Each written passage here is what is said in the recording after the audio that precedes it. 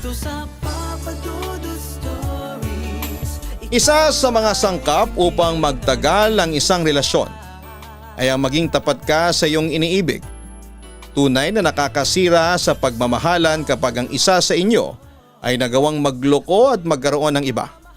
Bakit nga ba may mga taong nagagawang tumingin pa sa iba kahit meron na silang karelasyon? Sino nga ba ang totoong nagkulang? Ang nagloko o ang niloko?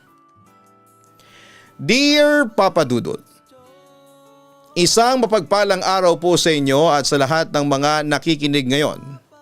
Ang totoo ay netong mga huling buwan lamang ako napadpad sa inyong channel at nawili na akong makinig sa mga istorya at sulat na inyong binabasa. Kaya nagbakasakali ako na magpadala ng letter sa inyo para i-share ang naging experience ko dati sa pag-ibig. Itago niyo na lamang po ako sa pangalan na Gabriel. Bago ko pala simulan ang aking kwento ay gusto kong malaman ng lahat na hindi ako proud sa aking nagawa. Magiging honest lamang ako sa aking pagkukwento.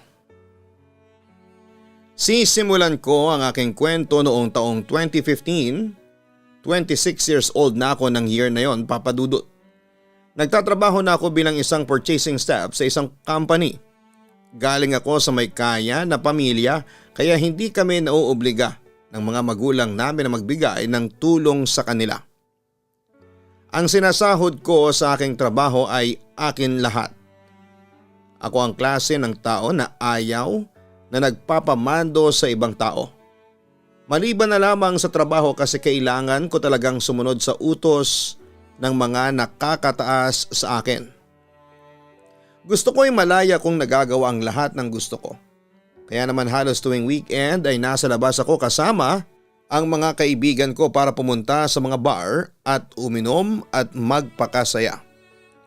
Hindi ko akalain na sa pagpunta ko sa mga bar ay makikilala ko ang babaeng nagpatibok sa aking puso. That time ay wala pa akong balak na pumasok sa isang seryosong relasyon. Kasi ini-enjoy ko pa ang pagiging single. Saka alam ko na kapag nagkaroon ako ng girlfriend ay mababawasan na ang paglabas ko. May isang magandang babae sa kabilang table at puro babae sila. 3 sila. Napansin ko na panay ang tingin sa akin ng babae at nararamdaman ko kaagad na baka may gusto siya sa akin. Kaya naman nilakasan ko na ang loob ko na lapitan siya kasi nagandahan talaga ako sa kanya, Papa Dudut. Nagpakilala ko sa kanya at siya rin sa akin. Ang pangalan niya ay Jasmine. Matanda ako sa kanya ng 2 taon at kinuha ko ang number niya at ibinigay naman niya yon sa akin. Doon na nagsimula ang lahat para sa aming dalawa ni Jasmine, Papa Dudut. Mula sa pagte-text at tawagan na halos araw-araw ay nanligaw ako sa kanya at agad naman niya akong sinagot. Kagaya ng isang tipikal na relasyon ay sobrang saya namin ni Jasmine noong umpisa. Hindi ko naisip na magiging ganon kalalim ang pagmamahal ko sa kanya. Mabait si Jasmine, trabaho-bahay lamang siya at noong nagkita kami sa bar ay sapilitan pa siyang isinama ng kaibigan niya na may birthday. Pero kung wala raw okasyon ay hindi siya nagpupunta sa ganong lugar. Wala siyang arte sa katawan at mas lalo ko pang minahal si Jasmine nung sa apartment ko na siya tumira. Gusto ko kasi araw-araw kaming nagkikita. Sobrang masikaso si Jasmine bago ako pumasok ay nakahanda na ang uniform ko. Mas nauna siyang gumising sa akin sa umaga para magluto ng breakfast namin. Naging maayos at malinis din ang apartment ko nang dahil sa kanya. Kahit minsan ay sinasabi ko sa kanya na hindi na niya yon kailangan pang gawin ay ginagawa niya pa rin. Aniya ay gusto niya akong mapagsilbihan kasi mahal na mahal niya ako. Sana matagal pa tayo magsama, babe. Alam mo, ikaw lang ang babaeng gumagawa ng lahat ng ito sa akin. Thank you, sabi ko kay Jasmine habang kumakain kami ng dinner sa apartment. Wala kang dapat i-thank you sa akin kasi ginagawa ko lang ang dapat gawin ng isang girlfriend. Saka anong magtagal, gusto ko habang buhay na tayo, no? Tura naman ni Jasmine. Kinikilig ako. Ang natatawa kong sambit. Pero sana kahit anong problema ang dumating sa atin ay malalagpasan natin yun. Walang bibitaw ha? Dugtong ko. Oo naman basta isa lang ang ayoko babe. Ang sabi ni Jasmine. Ano yun? Tanong ko. Yung kapag niloko mo ko, kapag nagkaroon ka ng ibang babae bukod sa akin, sagot pa ni Jasmine. Tinawanan ko ang sinabi na yun ni Jasmine papadudot. Ang sabi ko pa ay sobrang tanga ko na kapag naghanap pa ako ng iba dahil wife material siya. Ipinangako ko sa kanya na hindi mangyayari na magkakaroon ako ng ibang babae kasi sobrang kontento na ako sa kanya. Alam ko sa sarili ko na hindi na ako maghahanap ng iba kasi sobrang swerte ko na kay Jasmine. That time ay hindi ko nakikita ang sarili ko na ma-attract sa ibang babae. Pero totoo nga yata ang sinasabi ng iba na huwag kang magsasalita ng tapos kasi baka kainin mo rin sa huli.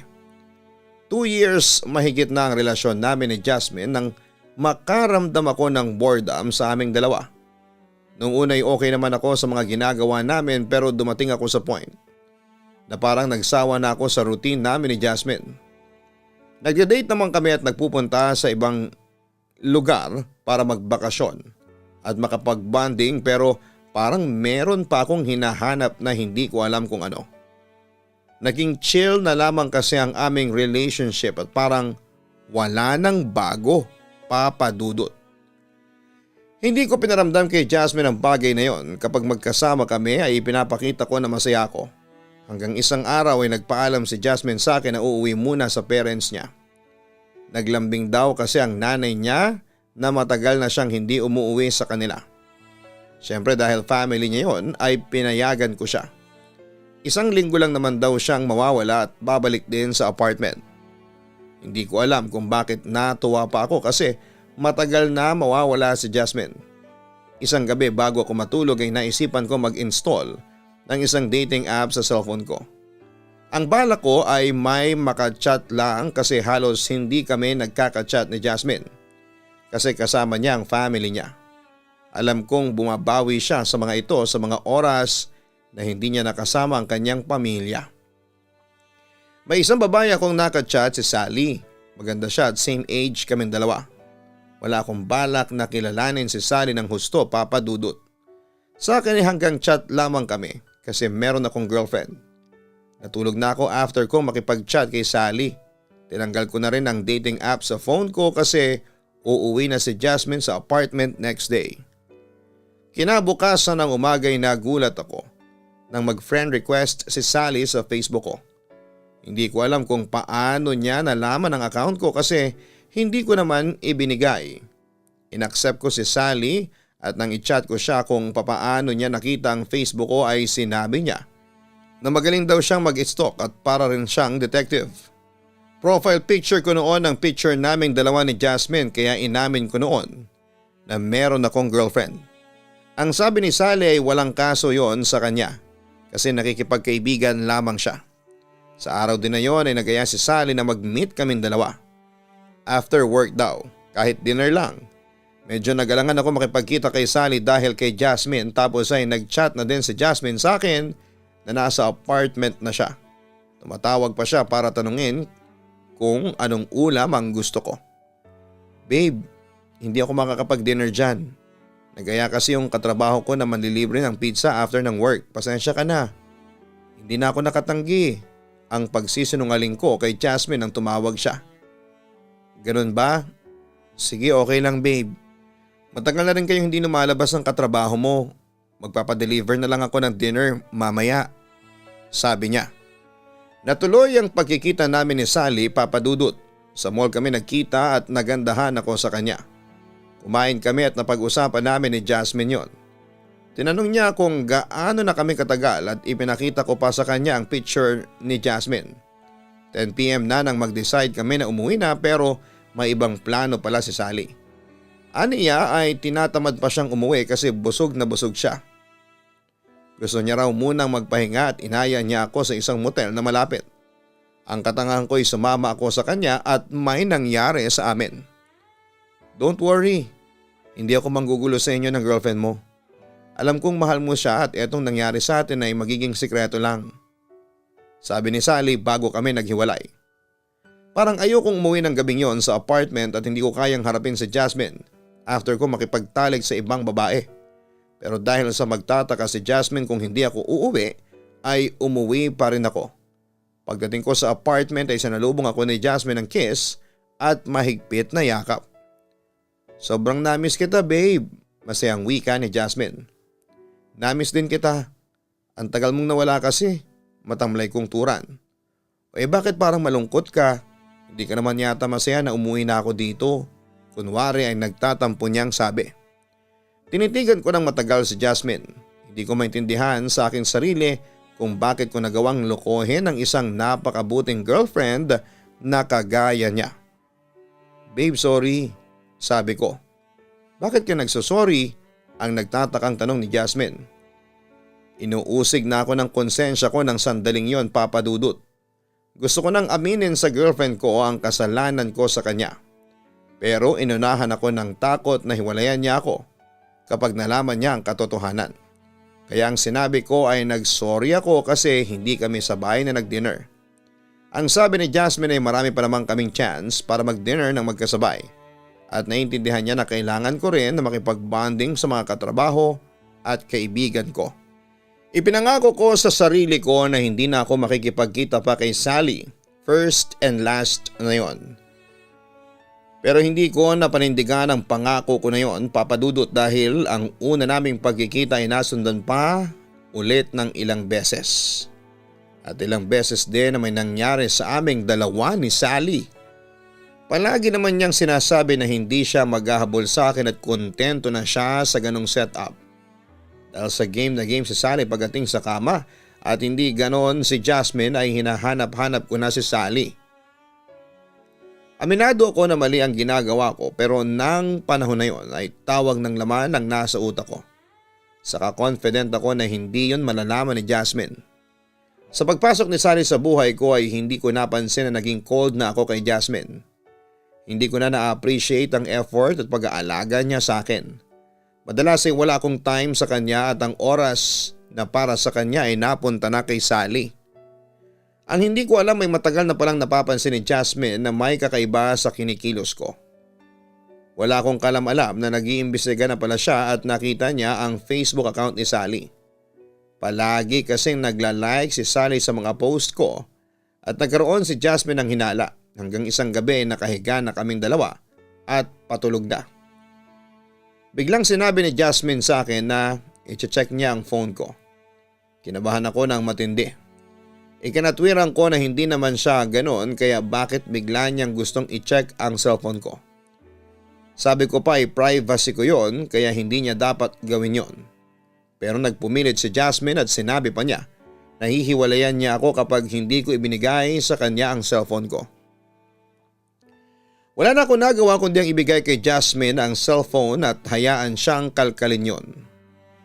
Doon na nakita ni Jasmine ang palitan namin ng chat ni Sally at nakita niya rin ang mga sexy pictures na sinasend ni Sally sa akin at nagpasalamat na lamang ako na walang nakita si Jasmine na ebidensya na may nangyari sa amin ni Sally. Galit na galit si Jasmine sa akin. Sinabi ko na walang nangyari sa amin ni Sally at isang beses lang kami na nagkita. Nakipaghiwalay si Jasmine sa akin at kahit gabing-gabi na ay umalis pa rin siya sa aking apartment, Papa Dudut. Bago po tayo magpatuloy, gusto lamang pong remind ni Papa Dudut ang lahat ng ating mga listeners na huwag kalimutan na mag-subscribe sa Papa Dudut YouTube channel. Napansin ko po na majority po ng mga nakikinig ay hindi pa nakasubscribe. Malaking pasalamat po sa lahat ng mga magsusubscribe at nakapag-subscribe na. Sa ating pagpapatuloy, sinuyo ko si Jasmine at nagsorry ako sa kanya at nangako ako sa kanya na hindi ko na yon uulitin pa. Sinabi ko na medyo na bored ako sa mga nangyayari sa aming dalawa kaya ako nakipag-meet sa ibang babae. Para patunayan na titigilan ko na si Sally, blinako na siya sa aking Facebook. Miss na miss ko na si Jasmine, Papa Dudut. Pinupuntahan ko siya sa kanila kahit na hindi niya ako hinaharap hanggang sa isang araw. Nagulat na lamang ako na bumalik na si Jasmine sa aking apartment at dala niya ang lahat ng gamit niya. Sinabi niya na bibigyan niya ako ng second chance pero last na raw yon. Kapag inulit ko pa raw ay talagang hindi ko na siya makikita pa kahit kailan. Magpasalamat ka, mahal kita, Gabriel, kahit niloko mo ko. Umiiyak na sabi pa ni Jasmine. Sorry na talaga babe, promise. Hindi ko na ulit yun gagawin, pangako ko sa kanya. Pinilit naming ibalik ni Jasmine ang spark sa aming relasyon. Mas naging open kami sa isa't isa. Naging madalas ang date namin sa labas at pagbabakasyon para merong kaming bagay na ginagawa na kaming dalawa lamang. Ngunit may mga pagkakataon na nahuhuli kong umiiyak si Jasmine at ang sabi niya ay hindi pa rin mawala sa isipan niya ang panalokong ginawa ko sa kanya. Kaya bumawi ako sa kanya. Every week ay binibigyan ko siya ng bulaklak. Parang nanligaw ulit ako sa kanya, Papa Dudut. Dumalas na rin ang pagdududa ni Jasmine sa akin, Papa Dudut. Talagang sinisigurado niya na may mga katrabaho o kaibigan akong kasama sa tuwing lumalabas ako. Gusto niya na palagi akong nag-a-update sa kanya. Nakakapagod at nakakainis ang ganon para sa akin, pero naiintindihan ko kung bakit naging mahigpit si Jasmine sa akin. Dahil sa niloko ko siya. Nagkaroon na siya ng trust issue sa akin. May mga pagkakataon pa na nagtatalo na kami kasi nagdududa siya sa akin ng walang basihan. Naging matyaga ako kay Jasmine kasi alam ko na naging ganon siya dahil sa ginawa ko sa kanya. Ang buong akala ko ay tapos na ang chapter ng buhay ko kay Sally. Pero hindi pa pala, Papa Dudut. Habang kumakain kami ni Jasmine sa labas ay may isang number na tumatawag sa phone ko. Nakapatong sa table ang cellphone ko kaya nakita yon ni Jasmine. Ilang beses na tumatawag yung number pero hindi ko sinasagot. Bakit ayaw mong sagutin? Yang kanina pang tumatawag na yan? Tanong ni Jasmine. Hayaan mo yan. Baka sa trabaho lang yan. Oras natin itong dalawa kaya ayoko ng storbo. Ang nakangiti kong sagot. Muling tumawag yung number at nagulat ako nang biglang kinuha ni Jasmine ang cellphone ko at siya ang sumagot. Nag-hello siya at tinanong kung sino ang tumatawag at nang ibalik niya ang cellphone ko sa table ay hindi na maganda ang timpla niya. Matalim ang mga mata niya sa akin. Tinanong ko kung sino yung tumatawag sa akin pero hindi niya sinabi sa akin, Papa Dudut. Kahit na hindi pa kami tapos na kumain ay nag-aya na siya. Dahil sa alam kong galit si Jasmine ay pumayag na ako na umuwi kaming dalawa. Kasi baka sa restaurant pa siya sumabog at ayoko mangyari yon. Kasi nakakahiya sa ibang tao na nandun. Pagdating sa apartment ay doon na sinabi ni Jasmine sa akin na si Sally ang tumawag sa akin. Nagpakilala pa raw ito sa kanya na parang proud na proud pa. Ang akala ko ba hindi na kayo nag-uusap ng kabit mo? Umiiyak at galit na tanong ni Jasmine. Hindi na nga, matagal na. Saka hindi ko siya kabit dahil wala kaming relasyon. Hindi ko alam kung bakit tinatawagan pa niya ako, katwiran ko. Hindi naman siya tatawag kung hindi mo pa siya kinakausap. Bakit? Magkikita na naman ba kayo? Akusa ni Jasmine. Ipinaliwanag ko kay Jasmine na matagal ko nang tinigilan si Sally. Kung tumawag man ito sa akin ay wala na akong kontrol tungkol sa bagay na yon. Sinabi ko rin kay Jasmine na hindi ko na siya lolokohin. Kahit na hindi na nagsasalita pa si Jasmine ay alam ko na meron pa rin siyang pagdududa sa akin. Alam ko sa sarili ko na hindi na talaga ako nakikipagkita at nakikipag-usap pa kay Sally dahil ayoko nang maulit yung nangyari na nasaktan ko si Jasmine. Para sa peace of mind ni Jasmine ay nagpalit ako ng number. Maging ang password ng Facebook ko ay ibinigay ko na rin sa kanya. Para ma-open niya yon anumang oras na gusto niya. Talagang gusto kong maibalik ang tiwala ni Jasmine sa akin para maging maayos na ulit ang aming pagsasama. Wala akong ibang gustong mangyari kundi ang mawala na ang pagdududa ni Jasmine sa akin, Papa Dudut. Lahat na yata ay ginawa ko para maibalik ang trust ni Jasmine sa akin. Pero totoo nga yata na kapag ang tiwala ay nasira ay mahirap nang ibalik. Ganun pa man ay naging matyaga pa rin ako kay Jasmine. Iniintindi ko siya kapag nagdududa siya sa akin at pinaparamdam ko sa kanya na siya lang ang babaeng mahal ko at hindi ko na ulit siya sasaktan. Sa paglipas na mga araw ay mas lalong naging matindi ang pagdududa at pagiging paranoid ni Jasmine. Kagaya na lamang nang mag-aya ang mga katrabaho ko na magpunta sa Puerto Galera dahil long weekend. Nagpaalam ako kay Jasmine pero ayaw niya akong payagan. Baka raw si Sally ang kasama ko at hindi ang mga katrabaho ko. Ipinakita ko sa kanya ang chat ng mga katrabaho ko pero ayaw niya pa rin pumayag at baka raw kasama ko si Sally. Kung gusto mo isumama ka sa akin para maniwala ka na wala doon si Sally. Ang sabi ko kay Jasmine. Okay, sasama ko sa'yo. Wala akong tiwala sa bakasyon na yan eh. Wika ni Jasmine. Mabuti't pumayag ang mga katrabaho ko na isama ko si Jasmine sa bakasyon namin. Ginawa ko yon para sa peace of mind ni Jasmine. Sa Puerto Galera ay nagkaroon pa kami ng pag-aaway ni Jasmine Papadudot. Nakaupo lamang kami noon sa buhanginan habang nakaharap sa dagat. Pinag-uusapan namin ang mga plano namin sa aming future at syempre kasama na roon ang kasal at kung ilan ang magiging anak. Sobrang perfect na ng moment na yon nang bigla kong mapansin na tahimik na si Jasmine at nang tingnan ko ay masaya ang tingin niya sa akin. Tinanong ko si Jasmine kung okay lang ba siya o baka nagugutom siya. Pero bigla niya akong sinampal ng malakas sa pisngi. Nagulat ako sa ginawa niya sa akin, Papa Dudut. Bakit mo ko sinampal? Ano bang nangyari sa'yo? Nagtataka kong tanong. Talagang kahit kasama mo ko umiiral yung pagiging babaero mo, Gabriel. Sa harapan ko pa talaga. Akala mo yata hindi ko napapansin na kanina ka pang tingin ng tingin sa babae na nakaswimsuit sa harapan natin. Galit na wika pa ni Jasmine. Tumingin ako sa harapan at may nakita nga akong babae na nagsiswimming. Ang totoo, sa dagat ako nakatingin nung una. At kung hindi pa sinabi ni Jasmine na may babae roon ay hindi ko pa mapapansin. Akala yata ni Jasmine ay yung babae ang tinitignan ko, Papa Dudut. Hindi ako sa kanya nakatingin kundi sa dagat. Ano ka ba naman, babe? Turan ko. Huwag ka na nga magpalusot pa dyan, Gabriel. Siguro kung hindi mo ako kasama rito ay baka nilapitan mo na yan at nagpakilala ka pa. Hanggang ngayon hindi ka pa rin nagbabago. Okay sana ang bakasyon na ito pero nawala na ako ng gana. Uuwi na lang ako. Wika pa ni Jasmine. Tinotoo ni Jasmine ang sinabi niyang uuwi na siya. Nag-impake siya ng mga gamit dahil sa hindi ko siya pwedeng pabayaan na umalis ng mag-isa. Ay sinabi ko sa kanya na sasama ako sa kanya pero ayaw niya. Magstay na lang daw ako at galit pa rin siya sa akin. Wala na ako nagawa kundi ang hayaan siya na umalis ng mag-isa. Sinabi ko na lamang sa mga katrabaho ko na kailangang umalis na ng girlfriend ko dahil nagkaroon ng emergency sa pamilya nito at naiintindihan naman yon ng mga kasama ko. Hindi ko na tuloy alam kung saan ako lulugar kay Jasmine. Kahit wala akong gawin na mali ay nagagalit pa rin siya sa akin. Pero palagi kong iniisip ang trauma na naibigay ko sa kanya kaya ganoon na lamang siyang magduda sa akin. Hindi ko tuloy na enjoy ng sobra ang bakasyon na yon, Papa Dudut. Iniisip ko kasi si Jasmine. Sinusubukan ko siyang tawagan pero hindi naman siya sumasagot.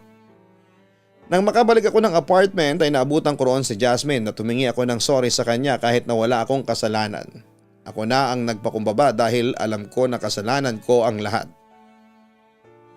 Kung hindi sana ako nag-cheat sa kanya ng isang beses ay hindi kami hahantong sa ganon na sirang-sira na ang tiwala niya sa akin. Pagsapit ng gabi ay mag-isa akong lumabas at uminom. Lasing na lasing ako nang makauwi ako sa apartment. Gising pa noon si Jasmine at kinausap ko siya pero hindi siya umiimik. Hindi ako iyakin na tao pero sa pagkakataon na yon ay umiyak talaga ako, Papa Dudut. Umiyak akong humihingi ng tawad sa kanya sa nagawa kong panluloko sa kanya. Umiling ako na sana'y hayaan niya akong patunayan na nagbago na ako.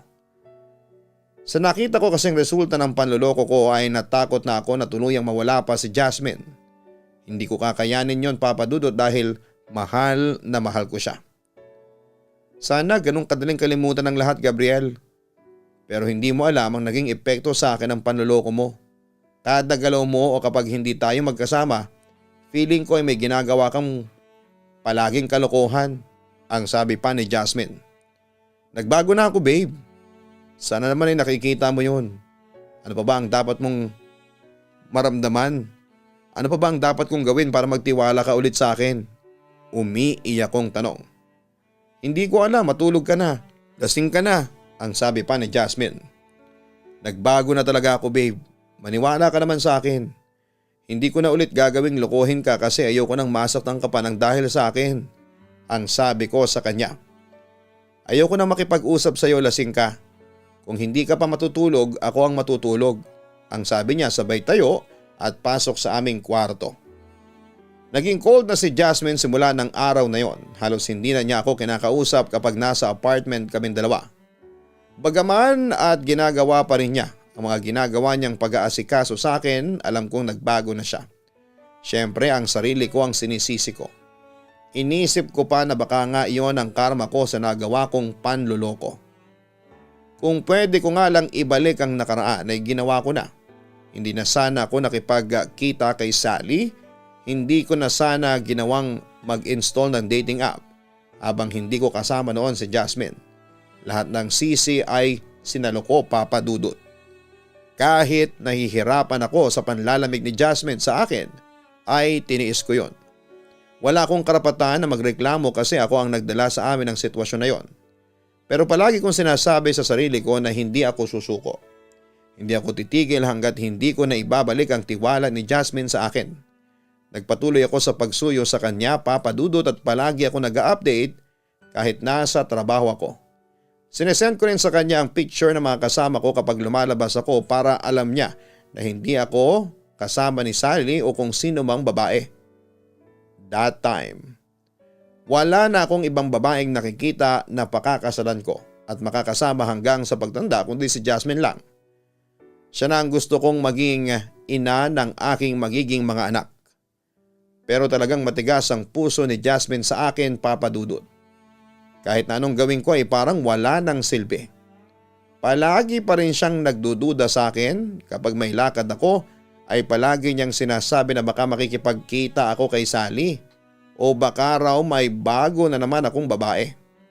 Kapag ganoon ay ipinapakita ko sa kanya ang cellphone ko at inahayaan ko siyang tingnan ang lahat ng gusto niyang tingnan doon, Papa Dudut. Sa tuwing chinecheck ni Jasmine ang cellphone ko ay wala naman siyang nakikitang kahinahinala, Papa Dudut. Pero kahit na ganoon ay may duda pa rin siya sa akin. Pwede raw na meron pa akong isang cellphone na tinatago tapos nandun lahat ng kalokohan ko. O kaya ay may iba akong Facebook account na ginagamit para sa mga babae ko. Pwede rin daw na magaling lang talaga akong magtago. Sabi nga ng isang nag-viral na tao, ang aking konsensya ay clear. Saksi po ang Diyos. Hindi ko na niloloko si Jasmine. Si Sally na ang naging huling babae ko at hindi na rin ako nakipag-usap pa sa kanya. Kahit kailan kasi ayoko nang saktan ng babaeng mahal ko. Hindi ko na kayang makita na umiiyak si Jasmine dahil sa katarantaduhan ko. Saka nung umalis si Jasmine sa apartment ay halos mabaliw ako. Natakot ako na baka hindi na siya bumalik at tuluyan na siyang mawala sa buhay ko.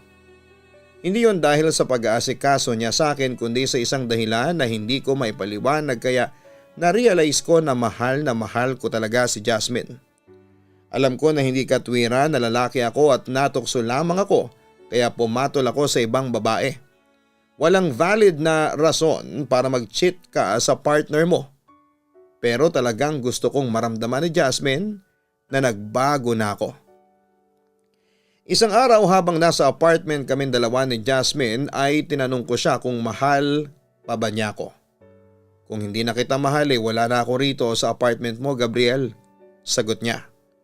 Bakit hanggang ngayon hindi mo pa rin mapatawad ang mga nagawa ko? Hindi ka pa rin naniniwala na hindi kita lolokohin? Tanong ko pa sa kanya. Ano bang tingin mo sa ginawa mong panloloko? Isang sugat na after lagyan mo ng gamot ay mawawala na ang sakit? Na pagkatapos ng ilang weeks ay magaling na? Hindi ganun yun, Gabriel. Sana bago mo inisip na gawin ang ginawa mo, naisip mo kung ano ang magiging epekto noon sa akin. Ang naluluhang sagot sa akin ni Jasmine. Sa sinabi niyo ni Jasmine ay mas lalo akong na-feel bad sa aking sarili, Papa Dudut. Doon ko na-realize na magiging matagal pa o baka nga habang buhay na ang galit ni Jasmine sa akin. Hindi ko naman gustong ganun kami at ang gusto ko na lang ay maging masaya kaming dalawa. Sumagi na rin sa utak ko ang makipaghiwalay kay Jasmine kasi baka hindi na talaga bumalik ang tiwala niya sa akin. Pero malaking bahagi ng isip at puso ko ang nagsasabi na huwag mong gawin yon at huwag ako mawala ng pag-asa na magiging okay pa ang lahat sa pagitan namin ni Jasmine. Kaya kahit nasasaktan ako sa trato ni Jasmine sa akin, ay kumakapit pa rin ako. Saka deserve ko rin naman yon bilang kapalit ng ginawa ko kay Jasmine. Months na rin namin ni Jasmine ang araw na yon, kaya gusto ko siyang isurprise. Nag-undertime ako ng trabaho para mapaghandaan ang lahat. Kahit na inaya ako ng mga katrabaho ko na lumabas, pagkatapos ng work ay hindi ako sumama sa kanila at sinabi ko na may date kami ng girlfriend ko. Nagpa-reserve ako ng dinner for two sa isang medyo high class na restaurant. Bumili ako ng bulaklak at nang malapit na ang oras ng out ni Jasmine sa trabaho ay pumunta na ako sa harapan ng pinagtatrabahuhan niya. Siguro ay halos kalahating oras din ako naghintay nang makita ko si Jasmine na lumalabas na mag-isa. Ang akala ko ay maglalakad siya papunta sa sakayan ng jeep pero nilapitan niya ang isang lalaking matangkad na nakasandal sa isang kotse. Nagyakapan silang dalawa at nag-kiss pa sa lips. Pagkatapos ay sumakay na silang dalawa sa kotse at umalis na. Napatulala ako at hindi nakagalaw sa aking mga nakita, Papa Dudut. Parang sumikip ang dibdib ko at pakiramdam ko ay paulit-ulit akong sinasaksak ng kutsilyo sa buong katawan ko. Gusto kong umiyak pero pinigilan ko kasi marami ng tao. Malinaw na malinaw kasi na may ibang lalaki si Jasmine at mukhang mas higit ang lalaking yon kesa sa akin. Itinapon ko ang bulaklak sa basurahan. Pinakancel ko ang reservation sa restaurant at umuwi ako sa apartment na lugmok. Doon ay umiyak ako ng umiyak kasi talagang nasaktan ako sa aking mga nakita, Papa Dudut. Nasabi ko pa sa sarili ko na ganun pala kasakit ang ginawa ko kay Jasmine. Mas lalo ko tuloy siyang naiintindihan. Sobrang sakit pala kapag nakita mo na masaya sa ibang tao ang babaeng mahal mo. Parang gusto ko na lamang mamatay ng time na yon, Papa Dudut. Tinawagan ko si Jasmine pero hindi siya sumasagot. Maya-maya ay nag-chat siya na late na siyang makakauwi. Birthday daw kasi ng isa niyang kaibigan at nasa labas sila at baka mag-inom. Ang sabi ko ay mag-enjoy siya at mag-ingat. Nag-I love you ako sa kanya sa chat pero hindi na siya nag-reply pa. Hindi ko sinabi sa kanya na nakita ko siya na sumakay ng kotse kasama ang isang lalaki. Ewan ko.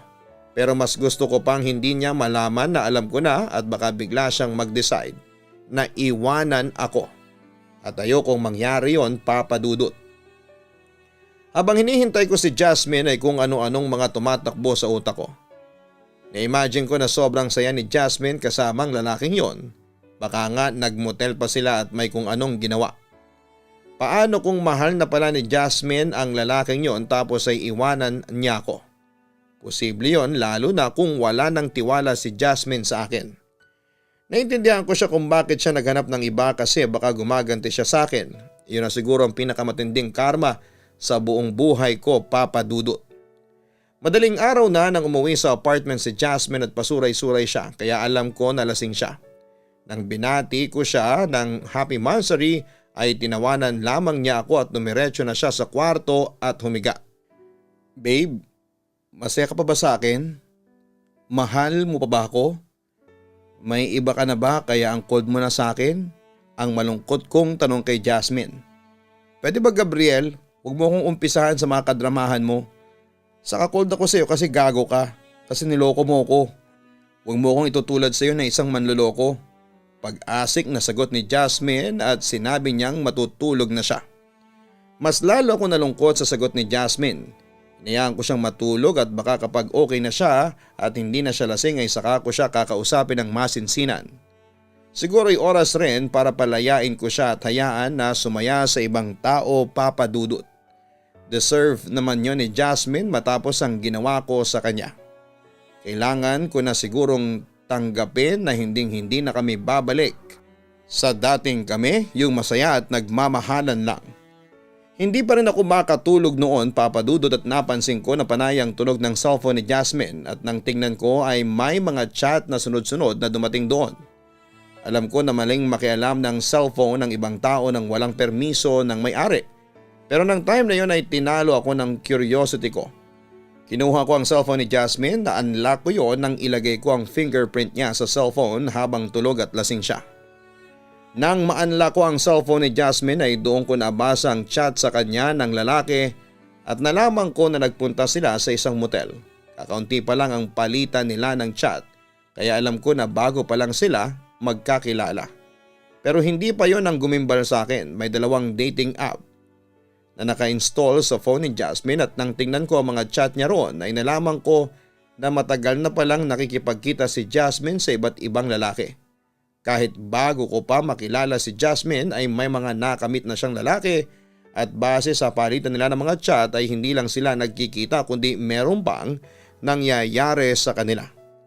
Pakiramdam ko ay pinagbagsakan ako ng langit at lupa sa aking nadiskubre. Kung ganon ay mas naunang nag-cheat si Jasmine sa akin at hindi ko yon nalaman kasi mas magaling siyang magtago kesa sa akin. Doon ako parang binuhusan ng malamig na tubig at na-realize ko na wala nang patutunguhan ng relasyon naming dalawa kasi hanggang sa time na yon ay nagloloko pa rin si Jasmine. Hindi ko sinabi na tama ang ginawa kong pang-cheat pero malinaw sa akin na mas malaki ang kamalian ni Jasmine kesa sa akin. Kahit may pasok ako sa araw na yon ay hindi na ako pumasok sa trabaho. Hinintay kong magising si Jasmine at nang magising siya at pumunta sa kusina kung saan naroon ako ay doon ko na sinabi ang gusto kong sabihin sa kanya. Jasmine, alam ko na hindi na maibabalik ang tiwala mo sa akin. Mahirap at masakit para sa akin ang desisyon na ito pero mas makakabuti kung maghiwalay na lang tayong dalawa. Mag-break na tayo. Gusto ko na makahanap ka ng tamang lalaki para sa'yo na hindi ka lolokohin. Ang naiiyak kong sabi sa kanya. Okay, kung yan ang gusto mo, sige mag-break na lang tayo, Gabriel. Pasabi-sabi ka pa na gusto mong mahanap ang tamang lalaki sa akin. Ang sabihin mo may ibang babae ka na kaya ang lakas ng loob mong makipaghiwalay sa akin. Ang akusa ni Jasmine. Kahit sa kahuli-huling pagkakataon ay ako pa rin ang sinisisi ni Jasmine, Papa Dudut. Hindi ko nga lang maintindihan kung paanong nagagawa ni Jasmine na umiyak at sabihin na nasasaktan siya sa ginawa ko gayong siya naman pala ang mas naunang nag-cheat sa aming dalawa. Siguro nga'y mas mahusay siyang cheater kesa sa akin. Nagloko rin siya pero hindi ko nga lang nahuli kaagad. Nang araw din na yon ay umalis na si Jasmine dala lahat ng gamit niya. Masakit para sa akin ang nangyari pero para sa akin ay yun ang tamang bagay na gawin naming dalawa. Ang maghiwalay na ng landas. Hindi na masaya si Jasmine sa akin noon pa man dahil kung masaya siya, sana'y hindi na siya nakipagkita pa sa iba't ibang lalaki. Nagawa kong mag-cheat sa kanya ng isang beses kaya talagang magiging toxic na ang aming relasyon dahil sa wala na siyang tiwala sa akin. Hindi ko pinaalam kay Jasmine na alam ko na ang panluloko niya sa akin dahil kahit papaano ay ayokong maramdaman niya ang nararamdaman kong pagsisisi. Okay lang na ako na lang ang lumabas na masama at dahilan ng aming breakup. Kahit papaano ay mahal ko pa rin siya ng time na yon. Upang makamove on ako ay blinako na si Jasmine sa lahat ng aking social media account. Alam ko kasi na hindi ko mapipigilang i-check ang social media niya para alamin kung ano na ang nangyayari sa buhay niya at masasaktan lang din ako kapag nalaman ko na meron na siyang iba o ipinalit sa akin. Ngayon naman ay nakamove on na ako kay Jasmine. Hindi na ako nakarinig pa ng balita sa kanya after naming mag-break. Pero sana ay nagbago na siya kagaya ng pagbabago ko, Papa Dudut. Ngayon ay meron na akong girlfriend at 2 years na ang aming relationship. Natuto na akong sa mga nangyari sa past kaya hindi na ako nagloloko at hindi na rin ako natutuksong makipagkita sa ibang babae. Hindi man perpekto ang girlfriend ko pero hindi yon dahilan para magloko ako at sana ang babaeng mahal ko ngayon ay ang makasama ko na sa panghabang buhay. Hanggang dito na lamang ang aking sulat, Papa Dudut. Gusto ko lang din sabihin sa mga tao na nag-iisip na mag-cheat sa partner nila na huwag nilang subukang gawin dahil paniguradong hindi nila magugustuhan ang ganti ng karma. Lubos na gumagalang, Gabriel. Walang valid reason ang cheating. Kapag nagloko ka ay walang bagay na makakapag-justify sa iyong ginawa. Isipin mo na lamang ang magiging epekto nito sa iyong partner. Isipin mo ang gabi-gabi niyang pag-iyak at mag-isip ng worth niya bilang partner mo at bilang isang tao. Sa isang relasyon ay hindi lang pagmamahal ang dapat na umiiral. Dapat ay meron ding respeto, katapatan at pagiging kontento. Huwag mo nang hanapin sa iba ang wala sa iyong mahal. Cheating is a choice and not a mistake. Being faithful to your partner is a responsibility and not a choice. Kung hindi mo na mahal ang isang tao ay palayain mo na siya. Kung hindi mo kayang makontento sa kanya ay pakawalan mo na siya. Hanggang sa muli, ako po ang inyong si Papa Dudut. Huwag kalimutan na mag-like, share and subscribe. Maraming salamat po at magandang gabi sa inyong lahat. Ang buhay ay mahiwaga, laging may lungkot at saya. Sa Papa Dudut Stories, laging may karamay ka.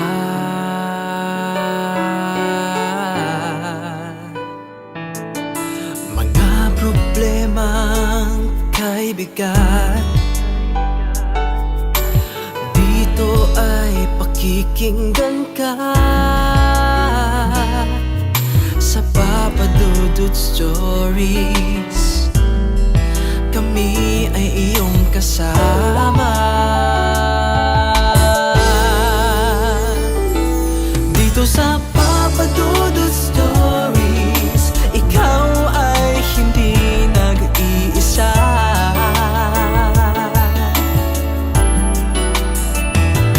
Dito sa Papa Dudut Stories, may nagmamahal sa'yo. Papa Dudut Stories, Papa Dudut Stories,